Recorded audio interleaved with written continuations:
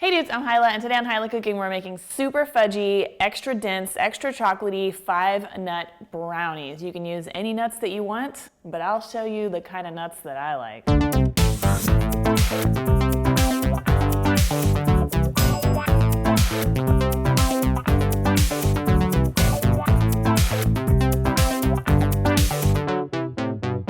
What makes these brownies so super fudgy and chocolatey is that we're using unsweetened baking chocolate instead of cocoa. I've got a cocoa brownies recipe also that I did a video for a while back, and I love that recipe because I always have cocoa on hand and I don't always have baking chocolate, but it does make a much richer brownie. So I've got butter and baking chocolate here. I'm gonna put this in the microwave just for maybe 30 seconds, give it a stir, another couple seconds until it's almost all melted together. Okay, so I'm gonna stop here. The butter's all melted. Most of the chocolate's melted. I think it's warm enough that if I just leave it sitting there, it'll melt by the time I'm ready for it. So in my mixing bowl now, I'm gonna put some eggs.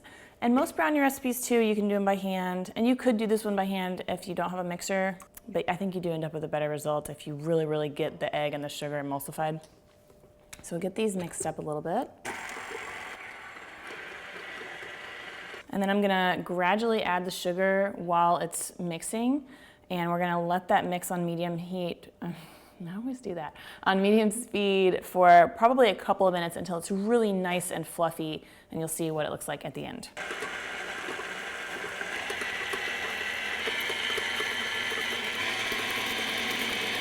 Okay, so this is what you're looking for. I guess I've seen recipes call this like kind of looking a little bit ribbony, but see, it's like gotten a lot of volume in there and the sugar is pretty much dissolved. So now we're gonna add in the melty butter and chocolate mixture. I'm gonna put it on low speed.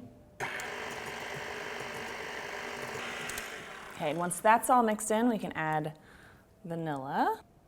I always just do this. My dad taught me this trick when I was a kid, that the cap of a vanilla jar is about half a teaspoon. So I just always do that. I have no idea if they've changed the cap size since I was a kid. It probably varies by brand too, but hey, close enough, right? The original recipe I got for these was from my grandma, and she added baking powder, baking soda, I can't remember now, but I leave that out because I like a really dense fudgy brownie instead of a cake type brownie, but you can add some if you want to, but I really recommend it this way. Sorry, Grandma. Okay, so it's almost all mixed up. I'm gonna scrape this off, and then I'm gonna finish mixing in the nuts by hand. I'm gonna handle these nuts.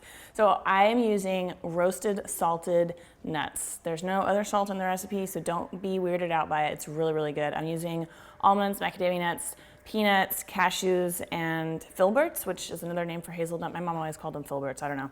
You could totally buy like a can of mixed nuts and just chop them up. Just dump in. Be bold. And then we'll finish, as we mix in the nuts, we'll finish mixing in the flour too. Looks good. Then just spread it into a greased pan here. Okay, so now we're gonna bake this for about 25 minutes. When you take it out, the top should be really shiny, but the middle, the center part should still maybe look a little bit, tiny bit underdone, just because you don't wanna overcook these and end up with dry brownies. Ugh. Then we're gonna let them cool for at least 10 minutes before you try slicing into them, please. You'll thank me. Okay. All right, this has been cooling for 10 minutes. You can let it cool longer, but I would say 10 is the minimum. But I just can't hardly wait because I love some fudgy nut brownies. You can get this recipe with all the measurements at my website, hilaccooking.com, as always, and I will put the link in the description box. But for real, let's get a little nugget of this out of here. A lot of people like the edges, or they like the middle. I like both. So here we go. Wow. That is a perfectly fudgy, delicious brownie. All right. I